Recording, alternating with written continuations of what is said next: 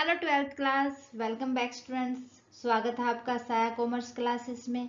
एक ऐसा channel student जहां पर आपको कॉमर्स के सब्जेक्ट की क्लास फ्री ऑफ कॉस्ट मिलती है। सो स्टूडेंट, मैं आपके सामने फिर हाजिर हूं अकाउंट की एक और न्यू क्लास के साथ। जैसा कि आपको पता है, लास्ट क्लास में हमने स्टार्ट किया था कैश फ्लो स्टेटमेंट को। सो उस चैप्टर को आगे बढ़ाते हुए आज हम डिस्कस करेंगे कैश फ्लो स्टेटमेंट का पार्ट 2। लास्ट क्लास में हमने बच्चा पार्टी डिस्कस किया था कि कैश फ्लो स्टेटमेंट क्या होती है और उसके 3 पिलर्स कौन कौन से होते हैं। कैश क्या होता है, कैश इक्विवेलेंट्स क्या होता है, क्या क्या हम एज ए कैश कंसीडर करके चलते हैं, क्या नहीं, ये सब हमने डिस्कस कर लिया था। सो आज हम देखेंगे कि किस तरीके से हम कैश फ्लो स्टेटमेंट तैयार करते हैं, कैश फ्लो स्टेटमेंट के एडवांटेजेस क्या क्या होते हैं और उसकी लिमिटेशंस क्या क्या होते हैं। करते हैं स्टार्ट आज की क्लास। हम कैश फ्लो स्टेटमेंट को जब तैयार करते हैं तो उसके अंदर ये परफॉर्मा हम इस तरीके से कुछ तैयार करते हैं।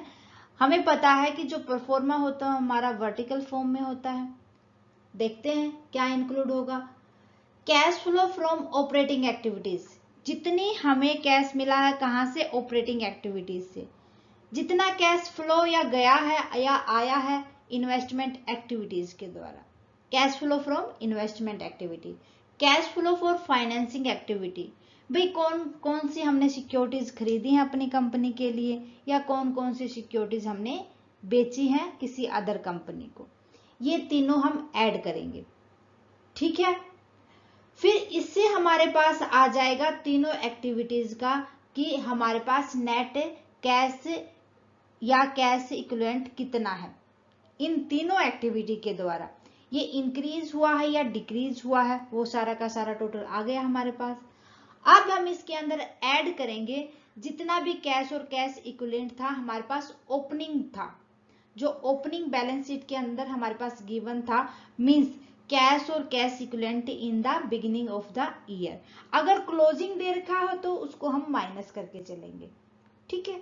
देन हमारे पास आ जाएगा ये cash and cash equivalent at the end of the year.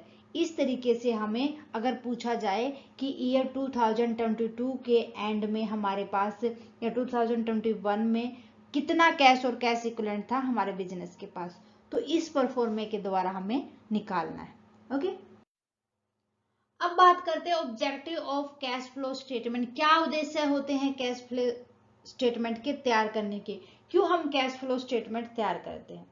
सबसे पहला उद्देश्य तो होता है कि हमारे पास एक बिजनेस के पास, एक एंटरप्राइज के पास ऑपरेटिंग, इन्वेस्टमेंट और फाइनेंशियल एक्टिविटी के द्वारा कितना कैश आया है या उसका कैश इक्विवेलेंट है, ठीक है। To ascertain how much cash और cash equivalent have been generated और use in different activity like operating activity, investment activity या फाइनेंसिंग एक्टिविटी। इन तीनों एक्टिविटी से कितना कैश आया है या गया है। नेक्स्ट आ जाता है to ascertain the net change in cash और कैश इक्विवेलेंट।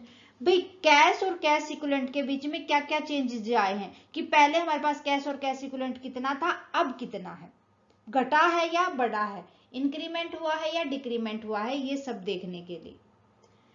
थर्ड आ जाएगा to assess the cause of difference between actual cash and cash equivalent and related net earning और income।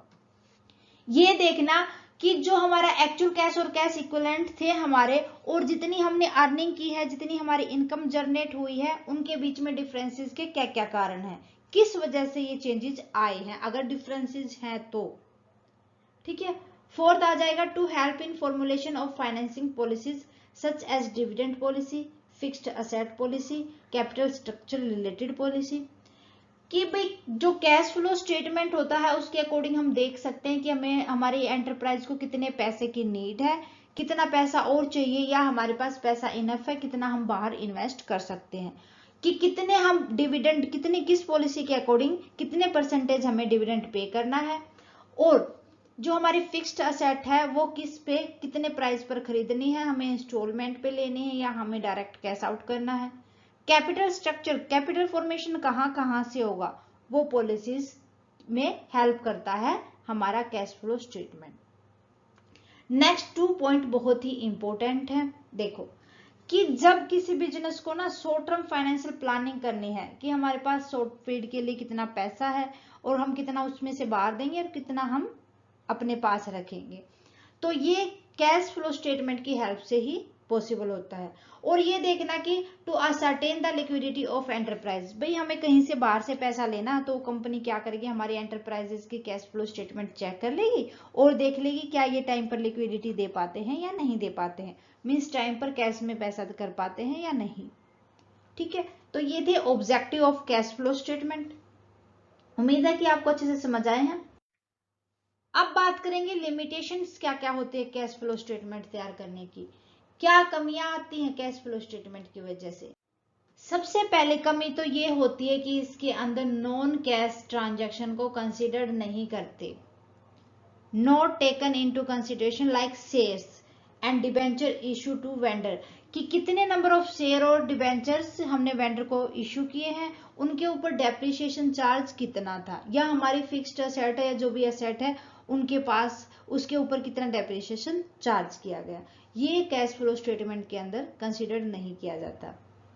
नेक्स्ट वीकनेस आ जाती है कैश फ्लो स्टेटमेंट की, it is a statement related with the past data, भाई only past data से ही relate करता है, जो present में कितना है ये कंसीडर करके नहीं चलता कैश फ्लो स्टेटमेंट, ये भी इसकी लिमिटेशन है।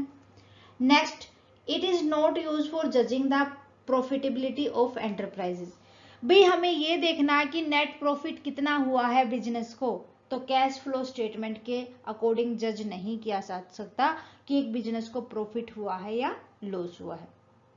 ठीक है, accrual accounting concept is ignore in the statement, जब स्टेटमेंट तैयार करते हैं ना एक्यूरल अकाउंटिंग कंसेप्ट को इग्नोर करके चलते हैं, क्योंकि जो अकाउंटिंग कंसेप्ट होता है, एक्रूअल अकाउंटिंग कंसेप्ट होता है, उसके अंदर जो क्रेडिट की पॉलिसीज होते हैं, क्रेडिट में परचेज या सेल करना, आउटस्टैंडिंग एक्सपेंसेस होते हैं, एक्रूड इनकम होते हैं, वो इसके अंदर हम इंक्लूड नहीं करते। लेकिन जो ये हमारी कंसेप्ट है ये कह के चलती है कि हमें रियल कैश का पता करना, तो ये सारे के सारे आइटम्स आपको ऐड करने होंगे।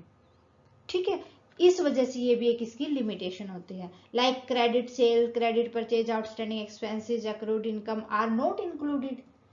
ठीक है, तो ये थी इसकी कमियां, हमें ये पता चल गया कि हम किस ऑब्जेक्ट से कैश फ्लो स्टेटमेंट को तैयार करते हैं, इसकी कमियां क्या क्या होती हैं।